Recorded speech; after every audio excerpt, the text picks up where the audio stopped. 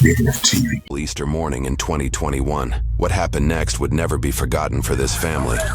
We weren't getting a pulse on these people. We've been tracking this case for the last 2.5 years after dozens of open records requests. Hey, how you guys doing, everybody? Listen, it's Jazz. I am your host with another segment. Okay, this situation happened around the year of April 2021. It was supposed to be like around the Easter occasion. Okay, there was a accident.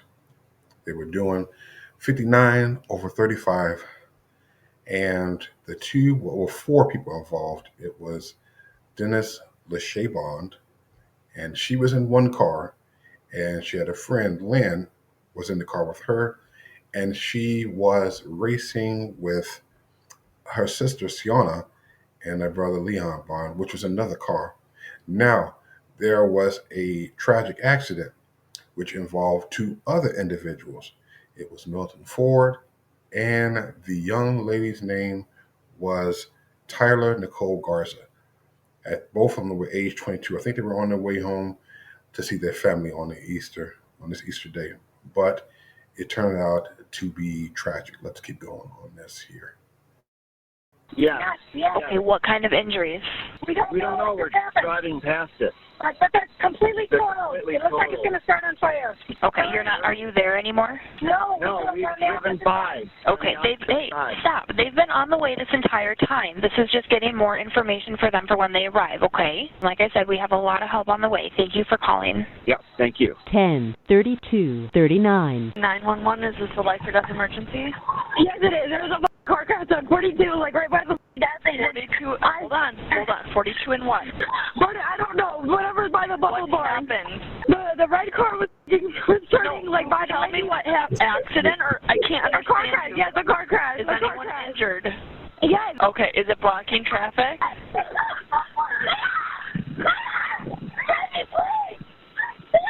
I need someone to talk to me. The car's on fire. There's one car on fire. A car's on fire from it? Which car's on fire? Okay, before we go on further, do you hear the 911 call? The young lady that's making the call is Denise Lachey Bond. This is her making the call. She's reported the accident that took place, and I'm thinking that Sienna's hurt. But let's keep going. The Chrysler car's on fire. Okay, do you see flames or just smoke? Yes, there's flames and smoke. Okay, is anyone in the vehicle that's on fire? No, not in the vehicle, but the car and the SUV, there's somebody that is not conscious. Just stay on the line with me. I have lots of help on the way. Are you involved or are you just passerby? No, I'm a passerby, but my friend's brother and sister were in the car that just got hit. Court testimony held at a later date details the moments before officers arrived. After witnessing a horrific crash, witnesses say they approached the white vehicle and found one passenger to be severely injured, but alive. Bystanders pulled her out of the car while it was on fire, likely saving her life. She would not have been able to do this on her own due to her injuries, which included a broken ankle, broken backbones, and 2 broken ribs. She also suffered from a deep laceration caused by the seatbelt into her stomach, exposing her intestines underneath her shirt. The driver of that same vehicle was able to get out on his own and sustained minor injuries. As officers arrive, they witness the injured passenger on the ground and recognize that civilians. Okay, so now understand this. They were doing 59, maybe 65 on a 35. They were literally racing. So you had Sienna and Leon, the brother, and then you had Denise Lachey, and you had a friend Lynn. So bear in mind, there are 2 cars. They're racing. They're doing 65 on a 35. Oh my God. Year 2021. But let's keep going. Stepped up to help. Hello, thanks for attending to her. Their next priority is to check on the occupants of the red vehicle. The damage is plainly obvious, as the red vehicle was struck with such a force that it was ripped into 2 pieces. Now, I mentioned the other 2 drivers in the red car. That was Milton Ford and Nicole Garza. We don't know what's going on, but they're getting ready to find out. Bear in mind, the car is ripped in 2. So we don't know what's going on, but they're going to go check and find out and see if there's any life there. Is everyone out? You think everyone's out here? There's one in here. Okay. I didn't feel a pulse though. Okay. No fire extinguishers? I'm too concerned. This is so tragic. Is there still a person in here? Two in here. Yeah, the driver and one in the back seat. 85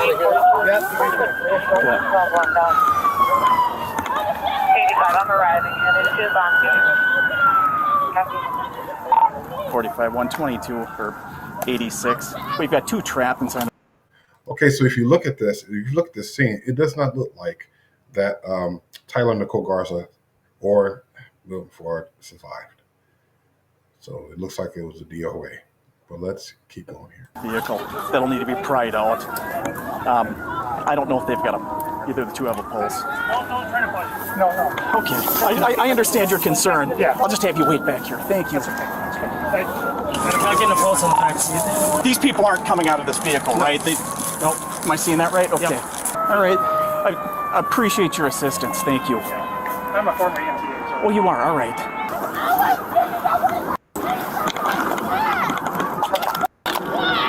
All right, and we know that nobody's in this one?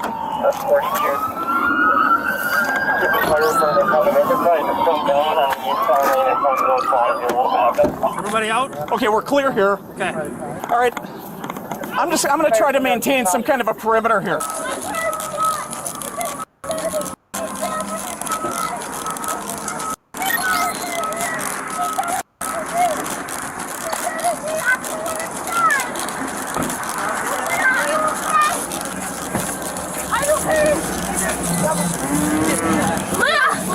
Who's in the car? He was in the car. I'll give it to you later. Please get them to the hospital now. I will give it to you. I will give it to you all right now.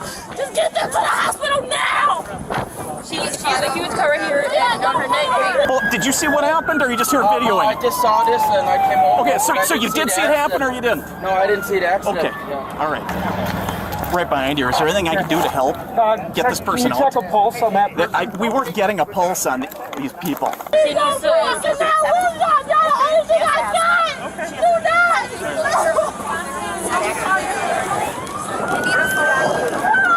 Can we call somebody? Were you in the car? But may I ask this question? You were doing 59 or 65 on the 35-mile zone.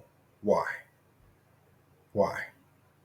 And bear in mind, witnesses have that she was the aggressor person that was involved in this, the main person. But let's keep going here. Were you in the car? The passenger or the driver? She's a passenger.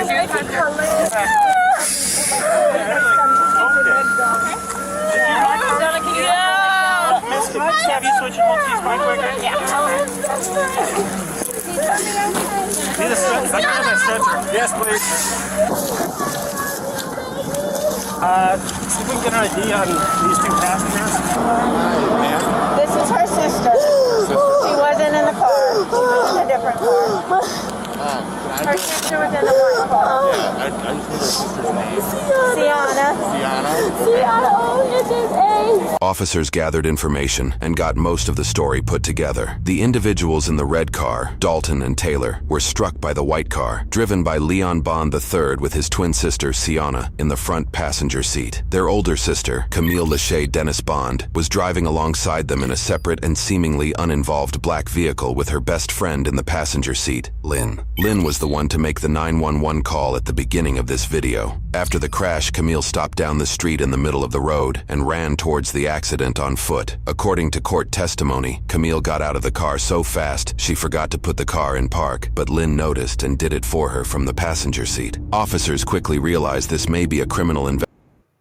Okay, so Camille, she did not put the car in park, so she rushed to, see if she could try to aid. But you're supposed to put the car in park when you do that. So the officers that gather the information are kind of like, gathering or pretty much saying, okay, she most likely is the one. But let's keep going. This may be a criminal investigation involving multiple fatalities and that extreme speeds were likely involved. Accordingly, they quickly identify Camille as a key person of interest. Officers will eventually obtain video evidence of the crash itself to further support Camille's involvement. We will go over that footage later in this video. Ma'am! Ma'am!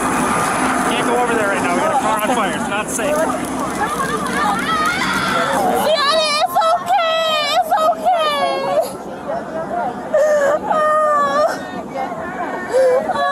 They're fine. I know, baby. It's gone. It's gone. Yeah, it's okay.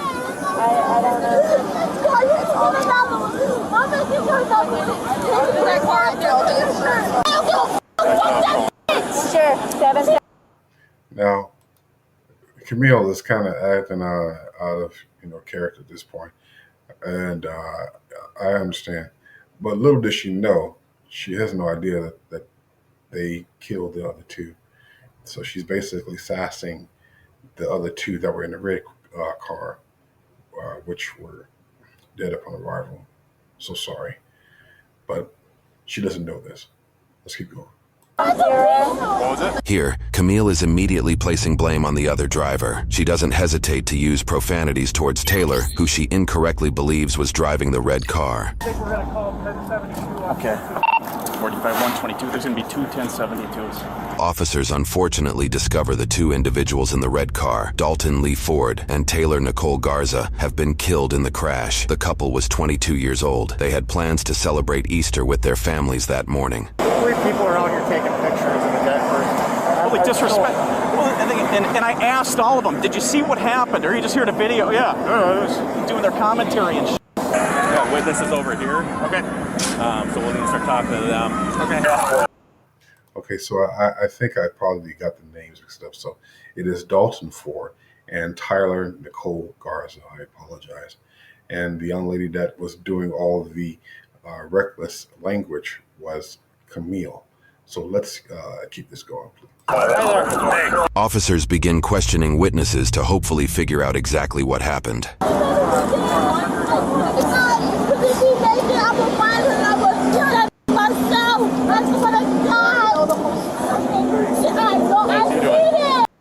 So if you listen to Camille's language, she's basically just cussing. She wants to fight. She wants to do, because now she's feeling justified that this happened and that they are responsible for the accident. But bear in mind, Camille, Lynn, Leon, and Sienna were both of them, and 4 of them, in 2 separate cars were racing.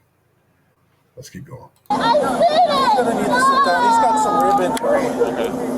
So whenever we get another. Can you help put back? Y'all see him like wipe his face off? He got flash. Got another medic. He's got ribbon. Yeah, we were all going. We're going back to my house so we can get dressed and go. It's okay, baby. Ma'am, I can't even go over here right now. Wait, right here by the KFC. Have them meet you down at Caribou. Yeah. I had to get him out. I didn't even park my car. It was falling down the hill. I had to get him out. Oh, and by the way, I'm thinking too, Leon Bond. I think he's still considered as a juvenile at this time. So I think he has a record. We'll see what happens. How did this better be dead? Hey man, can I get the phone you had? Your friend would like it back. Yeah.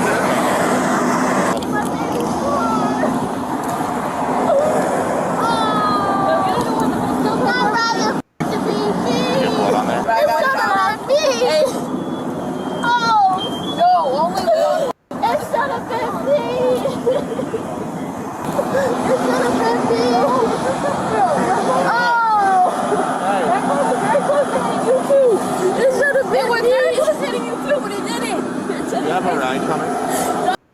No disrespect, but why would you want it to be you? I think if your people are behind the wheel, there's an old saying, when you drive behind the wheel, you drive for not just for you, but you drive for everyone else. It's all about safety at the end of the day. Everybody wants to get to their destinations safely.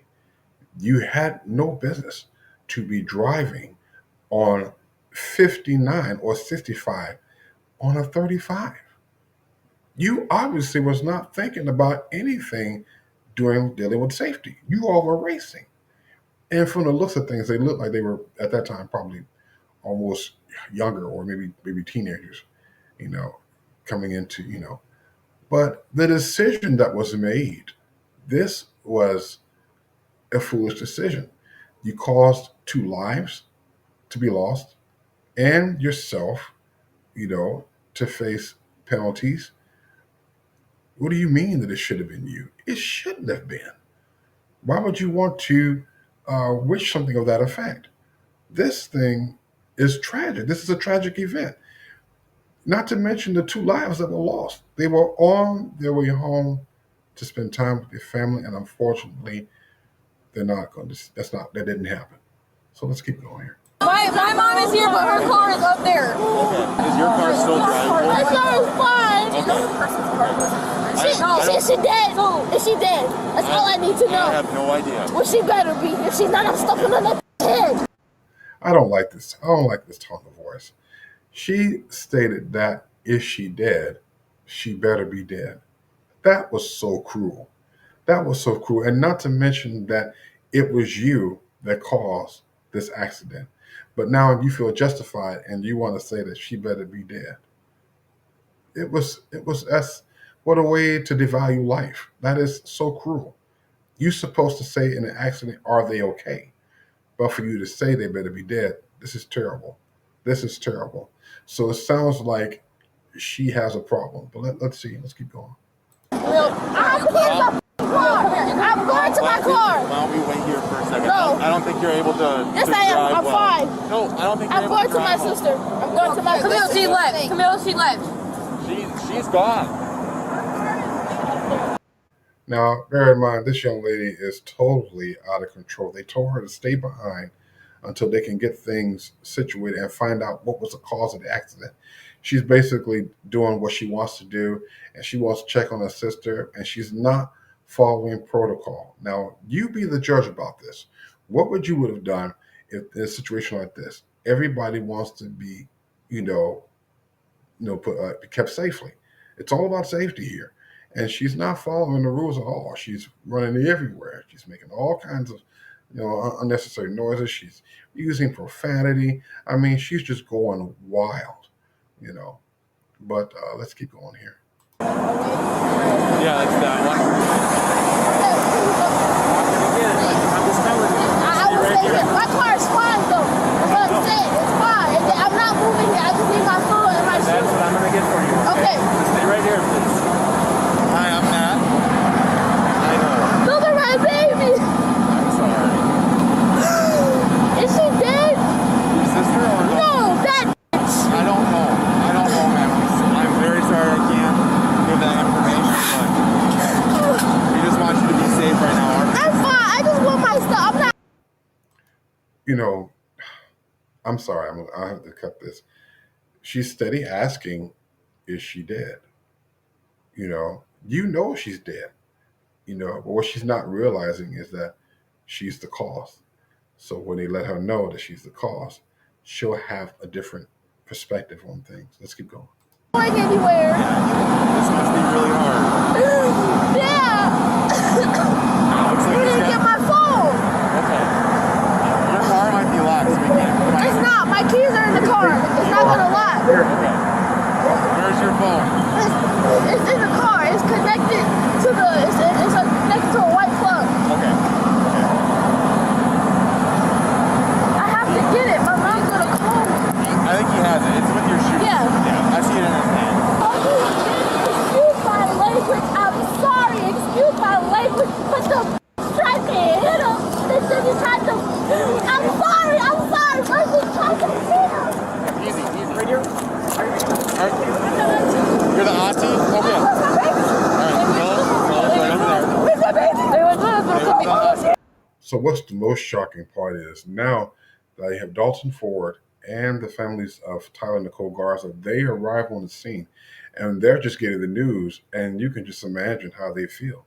The hearts drop because the family, they're, wow.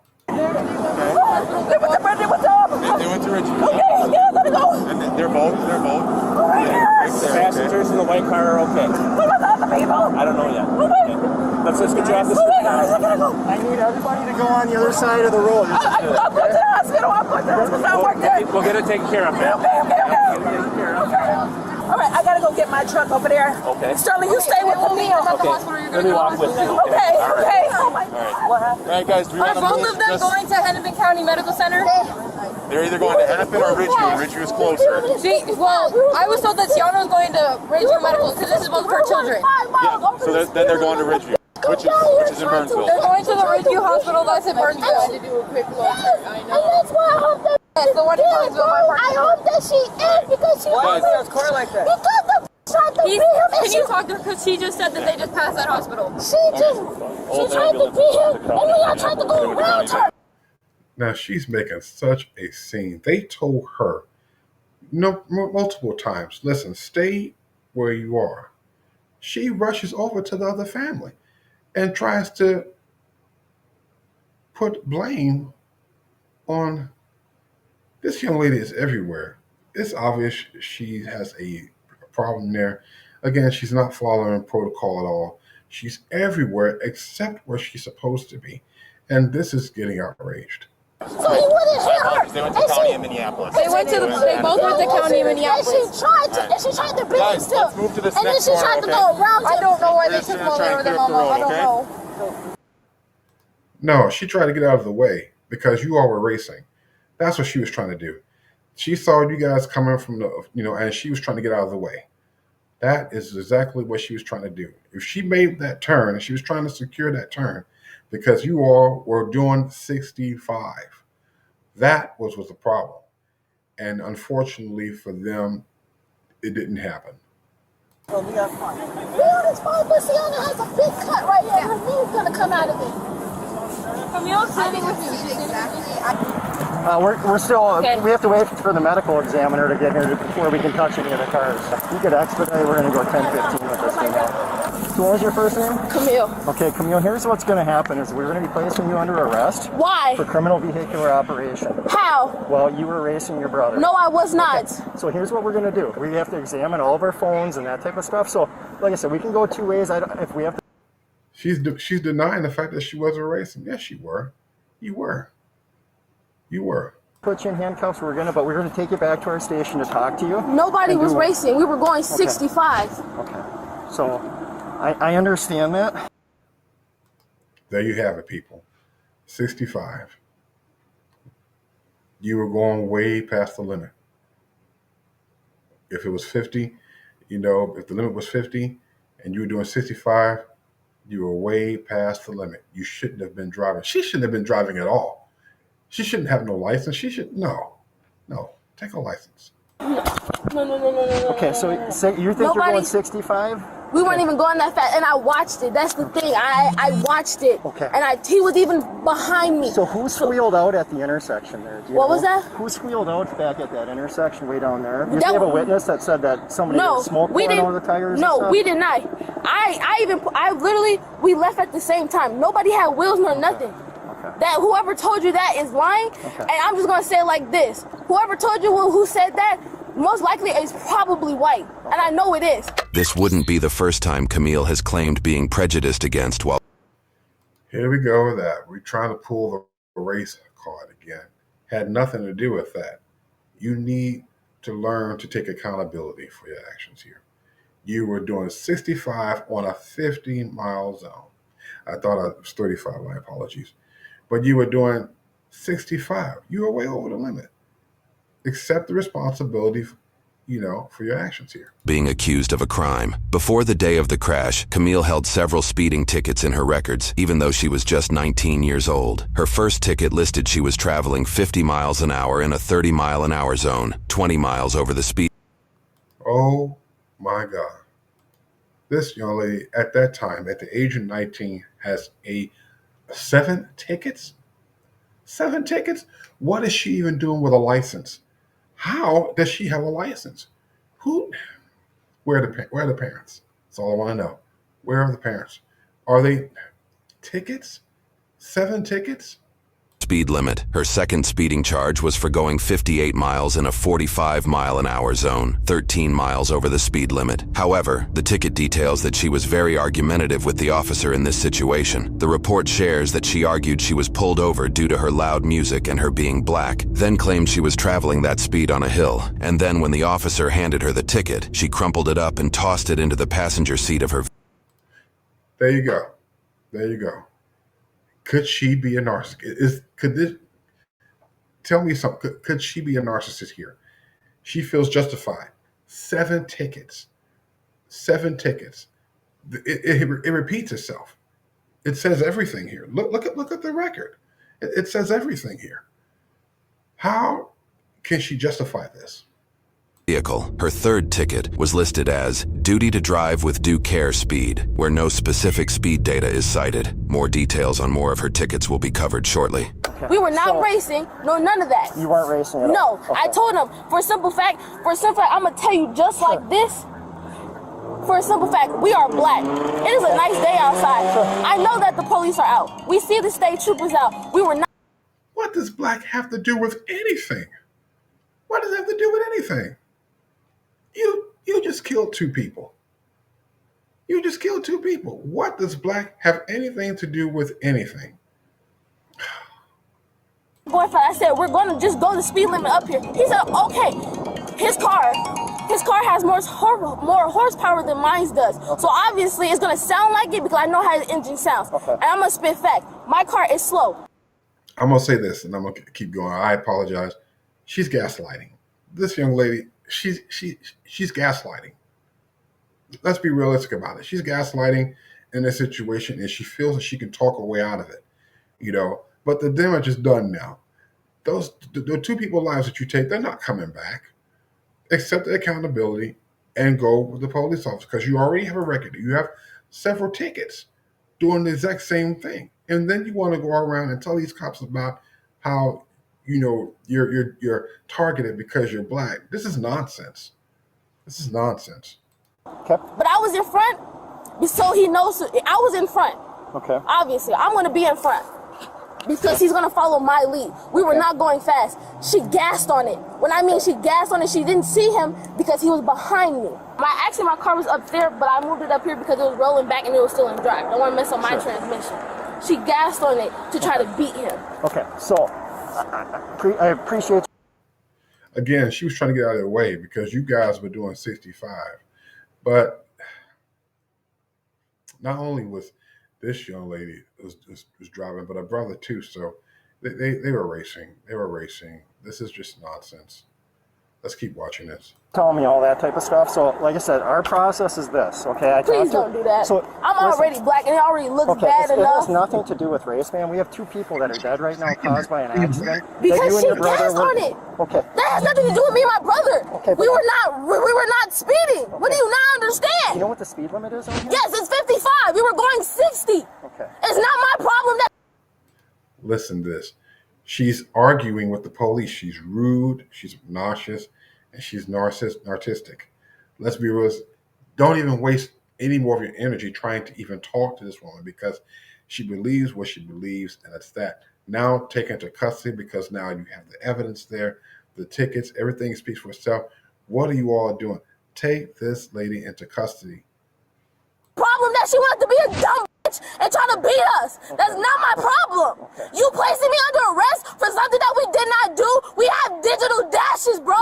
We're going to get all that. We have digital dashes. So therefore, we were going 60. So you don't have to yell at me. I have to because you don't understand. Okay, so here's what is going to happen. No, I'm not. Okay. You're not placing me under arrest or anything. Okay, sorry. Yes. Baby, I love you. I love all of you guys. Stay there. Let's stay, please, baby. You're going to be in handcuffs in a minute if you don't stay over there. Please, baby, I love you guys. I love all you guys. Let's go put on a super. I love you, Mom. Yep. Yeah, and yes, they did use force, and I was not resisting. So, miss, what we'll do is we'll take a statement from you and everything you said. Can you take me out of these, please? When we get back to our station, okay? Love you guys. Can you, Jay, you want to pat her down quick? I don't have anything. I know, I gotta make sure. There's nothing in my ass. I I ain't even got no drawers on. Just listen. Okay. I ain't even got no f***ing drawers on. Okay. Listen. While both Leon and Camille were arrested that day, they were both released shortly after pending charges. However, prosecutors did charge and arrested the driver of the white vehicle that made contact in the crash, Leon Bond III, who faced charges 6 months later. Leon was ultimately tried as a juvenile. This was despite the efforts to try him as an adult, including a delinquency petition and a petition for adult verification, both of which were denied. Because he was tried as a juvenile, the details surrounding his case are not readily available or public. However, we do know some things, which includes a peek into Leon's school history with fights. One appellate case reveals that Leon's mother legally went after a school official when he attempted to prevent a fight that involved Leon, his 2 sisters, and another student. The case accused. Okay, so as you can look at this, Leon, he has a record himself, and he's a juvenile. So these are troubled kids. Let's be realistic about it. That these are troubled kids, and you kind of really want, if the mother was going after the school officials, which is what they're saying, these kids, they're troubled kids, unfortunately. You know, no father around, single mom, what it looks like. These kids are just, troubled. So Accuses the school official of dislocating Leon's arm while attempting to prevent the fight. This case was ultimately denied by the court due to there being a lack of willful or malicious wrong in the school official's actions. While Leon's case was being determined, Camille was also charged 6 months after the crash with charges surrounding her direct involvement by drag racing. During that 6-month period before her arrest, Camille got pulled over and charged for driving on a revoked license. Her license was revoked due to her failing to address her 3 previous speeding charges. She then got another speeding ticket that listed her going 59 miles an hour in a 35-mile-an-hour zone, 24 miles over the speed limit. In that pullover, she stated she was going downhill as the reason she was traveling so fast. In October of 2021, she was issued an arrest warrant and faced 2 counts of third-degree murder, 2 counts of criminal vehicular homicide, 1 count of criminal vehicular operation resulting in great bodily harm, and 1 count of careless driving. The warrant she was issued revealed more details surrounding the incident, including a deeper look into post-event interviews and forensic research. The report detailed surveillance footage that shows the intersection they started the race at. Witness testimony shares that the 2 exchanged a conversation here, pertaining to whose car could accelerate faster. After that alleged conversation, the 2 cars take off well ahead of the other vehicles surrounding them. Another surveillance camera captures the impact. Moments before, you can see just how long it takes for this uninvolved vehicle to enter the right side of the frame and pass the area where the crash happens. When Camille and Leon's vehicles zoom by moments later, it takes roughly half the time. A crash reconstruction report reveals data obtained by the airbag control module in Leon's vehicle. The report indicated Leon and his sister Camille, who was traveling alongside him, were going 114 miles per hour just 5 seconds before the crash, 64 miles over the posted 50-mile-an-hour speed limit. Court documents also indicated Leon and Camille were over 3 football fields away when Dalton and Taylor started to take the turn. They traveled roughly 3/4 of a mile after taking off from the intersection before crashing. Her and her brother's vehicle were traveling between 93 and 106 miles an hour before Leon's vehicle struck Dalton and Taylor. The day after her arrest on October 29, 2021, Camille posted a $75,000 non-cash bond, which came with conditions that notably did not exclude her driving privileges, allowing her to drive despite the seriousness behind her case.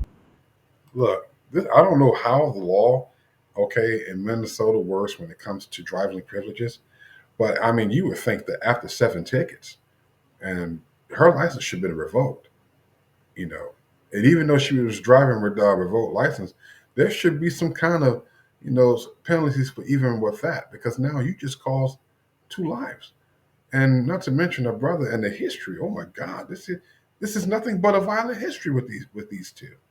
Nothing but violent history. 2 months after her release on bond, court records indicate she got in a car accident where she claimed another driver was at fault. She issued a small claims case to the court for the other individual to pay a sum greater than $4,500. In the following year, she won this court case due to the other party not showing up. She was given yet another speeding ticket in May of 2022. This time, she was caught going 83 miles an hour in a 60-mile-an-hour zone, 23 miles over the speed limit. In this pullover, the ticket cites that Camille was unaware of the speed limit, cried, and explained to the officer that she had a bad experience with law enforcement before.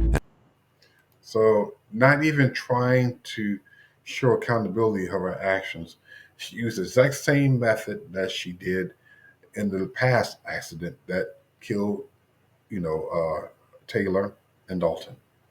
So she's like gaslighting. She's using this, trying to pull this race card. She's not even showing any kind of remorse, as you can see. Everything is, she's blaming people, and then it's her all along. Was afraid of cops. State records allegedly showed her car's registration was expired despite the stickers on her car displaying she was up to date. In January of 2023, 3 months shy of 2 years after the car crash, news reports indicate that Camille's brother Leon pled guilty to 2 counts of third-degree murder. He was sentenced to 25 years of prison that same month. Because inmates only have to serve 2/3 of their sentence before transferring to probation, this means he should be out of jail in 16 years and 8 months, or in September of 2039, when he is 36 years old. However, rules apply differently for juvenile cases. Here is an image posted on what appears to be Leon's Facebook page, posted in September of 2023, where he seems to be under house arrest. He proudly holds what looks to be $1,000 in cash with a smile on his face. Because Leon was being tried as a juvenile, he was put on probation until the age of 21, with a stayed sentence of 25 years in prison. As long as Leon doesn't break probation by age 21, his sentence will be considered served. In mid-2024, Leon was given a chance. He was given a chance because he was tried as a juvenile because of his age, and he blew it. He blew that. Wow. Leon turned 21 and successfully completed his probation. His sentence for murdering Dalton and Taylor is considered served. His sister, who operated the other racing vehicle, Camille Dennis Bond, faced a slew of charges as an adult for her involvement, making her case information more readily available. Through court deliberations, Camille's defense team would not only argue that she was not at fault due to her not being in the vehicle that struck Taylor and Dalton, but would go as far as to say Dalton should have yielded before the turn, and even suggested Dalton was at fault for the crash. In this section of the video, we will cover the surprising court deliberations that brought the case to its conclusion.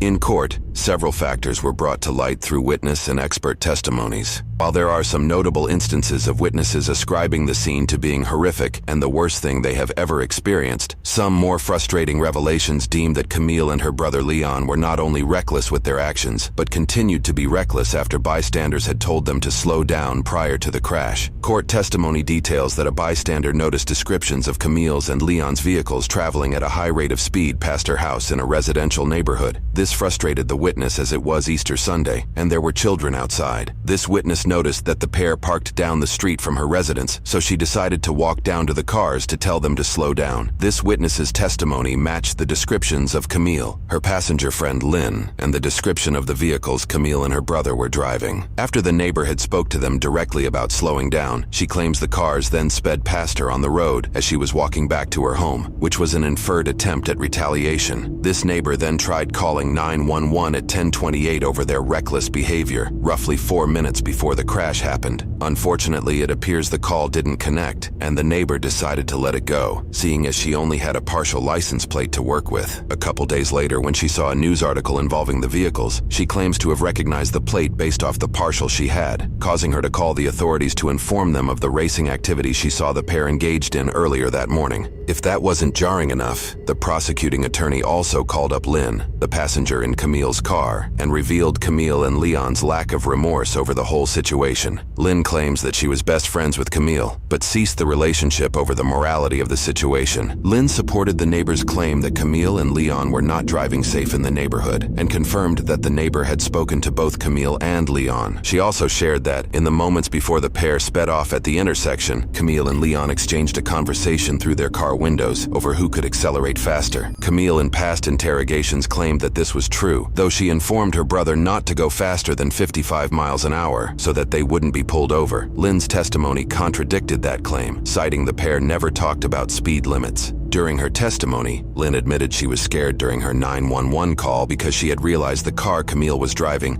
could have just as easily impacted Dalton and Taylor's vehicle. She shared that Camille was largely concerned about the damage to the car and the condition of her siblings, but that nobody went to the red car and that Camille was unremorseful. Lynn also detailed that, See that?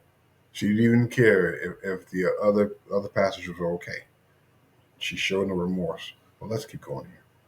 At a time after the crash during a birthday party, Camille and Leon, among other family members, held a conversation blaming the red car for the accident despite their excessive speeds. She further shares that the Bond family seemed to only care about their own family being injured and held no empathy or sadness for Dalton or Taylor's passing. Lynn also cited that she stopped being friends with Camille after the birthday party because she felt sad, traumatized, and remorseful while Camille felt differently. Other witnesses appeared on the stand to share their opinions of Camille and Leon's driving. One witness shared they told others after witnessing their speeds that they're going to kill somebody moments before the crash. Other witnesses added more claims to Camille's words on scene, including, "The f***ing better be dead or I'll find her and kill her." See, this is real bad.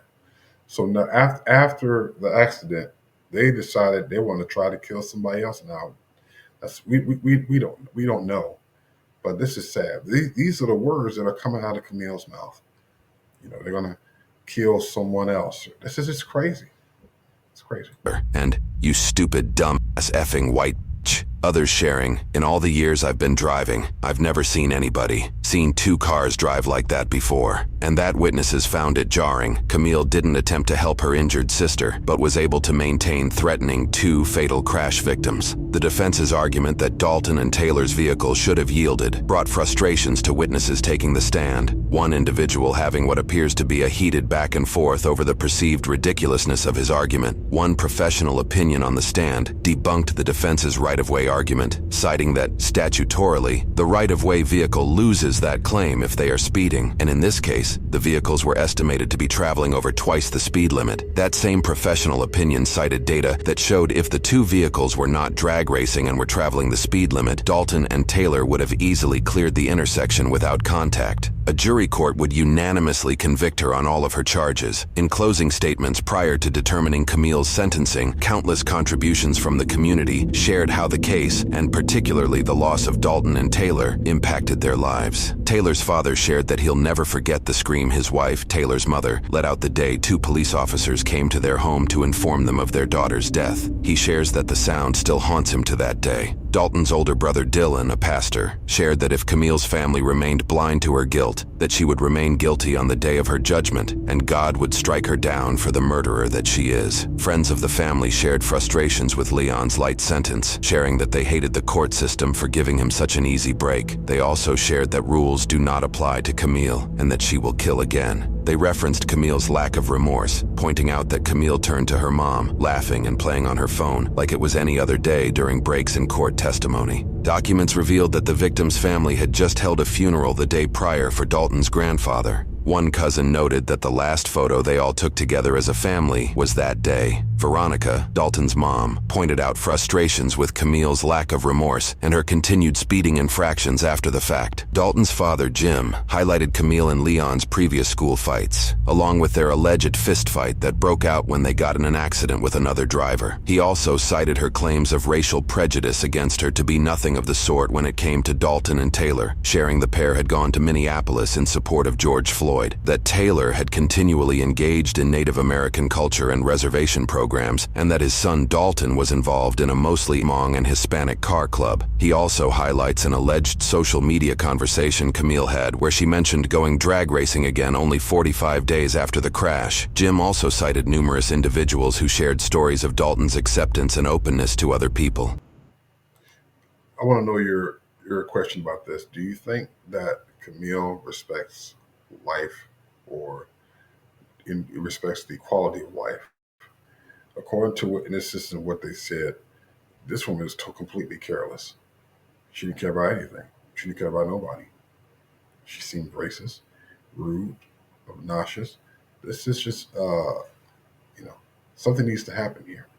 He also mentioned that, shortly after the incident, he and Veronica had discussed a hypothetical scenario. Their scenario involved Camille and Leon's mom, Crystal, coming to their house, apologizing and begging for forgiveness. In this case, Jim claims Veronica would have gave her a hug, invited her into the house for coffee, and discussed the nightmare as mothers, one to another. They purposefully told the court to keep communications open between them and all individuals involved, in case this scenario came to a reality. A year after the incident, once Jim and Veronica saw their hypothetical scenario would never come to existence, they closed communication through the court system. In contrast, when Camille and Leon's mother Crystal took the stand, she denounced the notion that her children should be called murderers, citing a Webster's dictionary definition that mentioned premeditation, even though they were being tried for third-degree murder. She also claimed she feared Camille was going to become the next George Floyd, and said Veronica had, quote, verbally assaulted her for calling her a bad mother a year after the incident. When it came time for sentencing, the judge first cited his reasoning. He shared that, in my 40 years of being involved in the legal business in various aspects, I've never been involved in a case that's affected and impacted so many different people in so many different ways. He also pointed out frustrations that Leon was tried as a juvenile and wouldn't spend a day in prison as long as he abides by his probation conditions. Before sharing the sentencing, he told Camille directly, I think you're in deep denial about what exactly your role played in this event. For her third-degree murder charges, she was sentenced with 150 months for one and 180 months for the other, which would be served concurrently with her sentence for criminal vehicular operation resulting in serious bodily harm, which amounted to 38 months. For the rest of her convictions, a sentence was not pronounced. Because all of her sentences run concurrently with each other, her total sentence is 180 months, or 15 years. In Minnesota, inmates must serve 2/3 of their total sentence, making her eligible for probation after 10 years. She was also permitted 107 days of jail credit. Her court fees were waived, but she was ordered to pay Dalton's mother nearly $30,000 in restitution, which would be deducted from prison wages and from pay she obtains while on probation.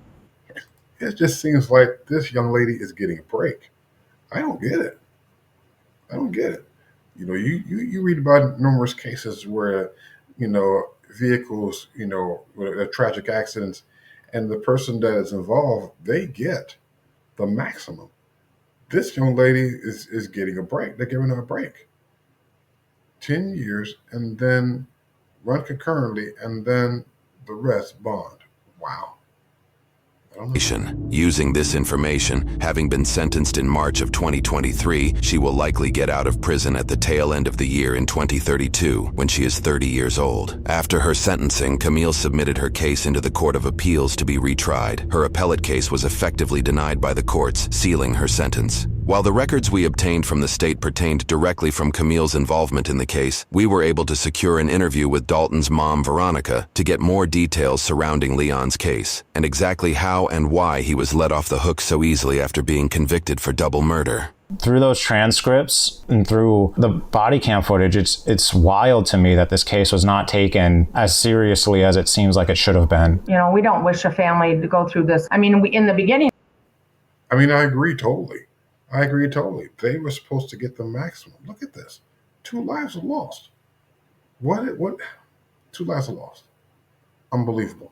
We just sat back.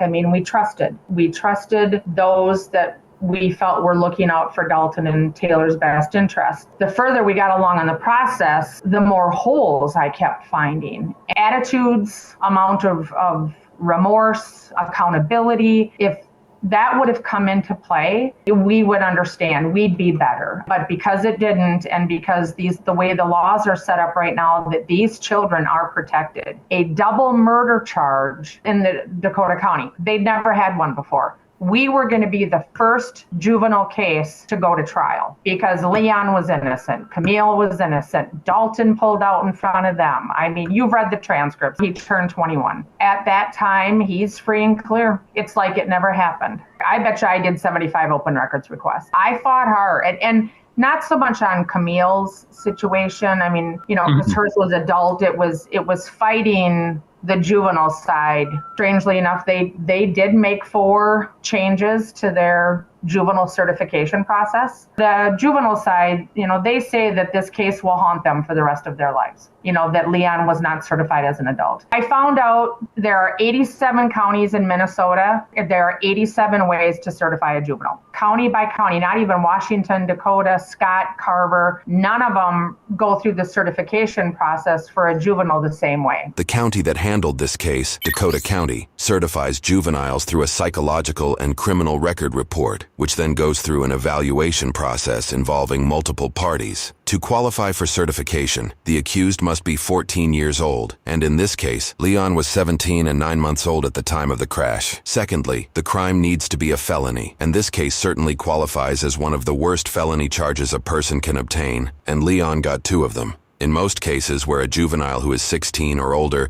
is being tried for particularly violent offenses like this case, there is a presumption of certification, which means the juvenile is assumed to be tried as an adult. That is, unless they can specifically prove they would be rehabilitated through the juvenile system. This process for proof of rehabilitation in this case required a parole officer to organize a report, referred to as a certification study. Additionally, a psychologist conducts a psychological evaluation. This report often includes the seriousness of the crime, indications of mental health issues, their prior record, and their likelihood of rehabilitation in the juvenile system. These reports are then reviewed by the Extended Juvenile Jurisdiction Panel, or the EJJ panel for short. In this case, the 7-person panel then votes on if the accused should be tried as an adult or not. In Leon's case, Veronica made a startling discovery through her own investigations. Leon was on probation at... I'm going to say he should have been. He got behind the wheel, 17. He should have been tried as an adult. He was the one responsible, ran into them. He should have been tried as an adult. As an adult, I apologize. The time that he murdered Dalton and Taylor. His probation officer was the intake probation officer for the certification process. Leon was already on probation at the time of the crash. Now, wouldn't you would have thought that he might have violated his probation by doing this? Okay.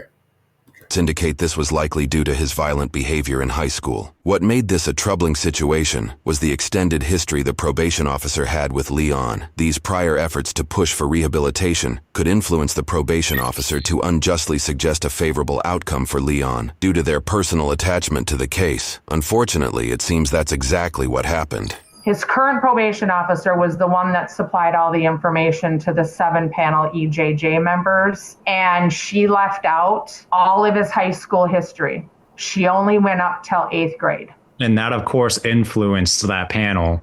Correct. Additionally, news reports indicate that the same probation officer was also one of the 7 members on the EJJ panel to vote for or against Leon's adult certification. And it was a 4-3 vote, Harrison. 4 said juvenile, 3 said adult. In this case, that probation officer was one of the votes to not certify Leon as an adult. So 1 vote, with him being 80 days shy of 18, with a history, on probation for the 3rd time, 2 of them being assault charges. We just said that's a conflict of interest. And then they would come back and say, well, but the current PO is going to have the most history with that juvenile. Okay, but then that probation officer needs to give everybody the same information. The state forensic psychologist had everything, had all of his history from all the way through high school. The 7-member panel did not. So one of the changes that was made was all reports given have to be the same. You cannot pick and choose what members see what. The other one, the intake parole officer cannot be the juvenile's current probation officer. Right. The 3rd change was with restitution. The corrections department determined the amount of restitution. I had provided documentation showing, because Dalton, 22, didn't have life insurance, student loans, had a car payment. Restitution was approved upon at $29,000 and some change. It was whatever I submitted. Well, we got the documentation from the juvenile side, and it said, well, Leon is only responsible to pay $8,500. And I went, why? It's $29,000 and some change. They're both equally guilty. I would have thought it just would have been split in half. Dakota County Juvenile Corrections set their own dollar amount. Most counties would leave it up to the judge. He's been out. Camille's in jail. She doesn't have as good of an opportunity to pay this restitution as Leon does. Well, they did change that now. It's no longer up to juvenile corrections. It is up to the judge. They got rid of the cap. They, in essence, had a cap of $8,500. The state forensic psychologist came back and said, yes, adult. There is not enough time to rehabilitate him. There is not. Absolutely. I agree. Because, he was on probation and he violated it by this case. So to continue to try this try him as a juvenile is ridiculous. He just committed murder. So no, the Dakota County has to basically have to bend the rules a little bit. He has to be tried as an adult, and he has to receive just punishment just as much as Camille has. So they had to change the laws. They had to take that decision from the probation officers and leave that to the judge, which should have been done in the first place. So I agree. No, he needs to be tried as an adult. He for the severity of the crime, he cannot be rehabilitated, or she didn't think. She submitted her report the day before the EJJ panel did. The EJJ panel knew that the state forensic psychologist had recommended adult. They never reconvened. They never got into a room, never came together and said, let's look at this now. 2 people lost their lives. Right. This isn't a vandalism. 2 people were murdered. Harrison, Dakota County Corrections does not like me. Does not, and I don't. So what happened? This young lady here had to. I think this is Dalton's mother. So she felt that what the decisions were made with the EJJ and the Dakota County was unjustified. So this young lady had to go and do her own investigation. I say, good job. Good job. Care. Mm-hmm. But they came back to me time and time again. I have it in writing. They were only required to do a summary. And I said, Dalton and Taylor deserved more than a summary. They lost their lives. You people need to fight for them and to make changes. So that is another change that Dakota County did make. Once they've pulled together the state forensic psychologist, they reconvene as a team to discuss the results and why they came up with what they did. Now, again, I don't know how I follow that. I don't know how I track it. They put it on a piece of paper and they said, these are our new policies. Right. I did ask them also why they don't post that on their website. They said they're not required. Well, maybe if they would have done some of the stuff, they wouldn't have had a me, where I was a thorn in their side for months. Judge Carter, this was like the last thing he stamped on and he retired. And I get it, even if the EJJ panel would have said adult and the state forensic psychologist said adult, Carter could have said juvenile. At the end of the day, it is up to him. But, how could he have gone against 2? He did not take into consideration anything that state forensic psychologist did. Honestly, we think, Harrison, he made his decision before he even got all the details. That's how we feel. What other changes are you hoping that the state will be making? He did go down and spend 9 months in Red Wing. Well, 8 months. Red Wing is the juvenile correctional facility that Leon was admitted to for rehabilitation. I ended up getting a hold of Red Wing too, and I said, I want to know what type of a program you have in Red Wing to process or rehabilitate a juvenile versus somebody that's down there for theft or, anything that you would end up at Red Wing for. And that is the only facility in the state of Minnesota for these juveniles that commit these higher crimes that if they were an adult, it would be a prison sentence. Well, we really don't have a different program. And I said, so you're telling me Leon is down there getting the same classes as somebody is down there for theft. They don't have any extra programs that they provided to Leon. Here's the thing. Red Wing, Dakota County, he could still do rehabilitation there in Dakota County once he's been tried as an adult. It's getting political at this point because people don't want to make the proper decisions, But anyway, he should be tried as an adult. Totally. And the same counseling, everything. When I had gotten a hold of JSD in Hastings, I said, what does Leon's day-to-day look like? He was taking class. He finally did get his diploma. So because he was a super senior, he hadn't graduated yet. But he was getting religious classes. He was taking yoga classes. And I'm sitting here thinking, he murdered 2 people. He's over here in the Hastings JSD. He's getting yoga. There has to be something above and beyond. Juveniles are given a slap on the hand. Just because they're under the age of 18, that shouldn't give them a get out of jail free card. And in essence, it does. If there is a situation where they can be rehabilitated, that needs to be done.